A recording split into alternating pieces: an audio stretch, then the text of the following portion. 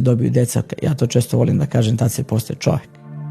Jer mi neke stvari dok ne dobijemo decu, kako da ti kažem, samoživi smo, živimo za sebe. A u tom trenutku počneš živiš za drugog.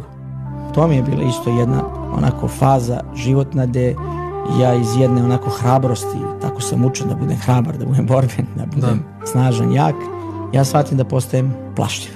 Ali plašljiv ne zastrašiv, nego plašljiv za moju decu. Počneš da brineš o nekom.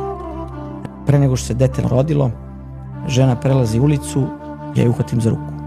Pa gledam ja umjesto nje da li je nešto ima na ulici. I tad sam shvatio da takva opcija i takve informacije nam se u stvari daju samo iz razloga zato što da nam Bog pokaže koliko on brine o nama. Da mi shvatimo kolika je to ljubav. Kad ja prema svom detetu osjećam takamo, kako onda nebeski Otac osjeća prema nama sve te neke tuge naše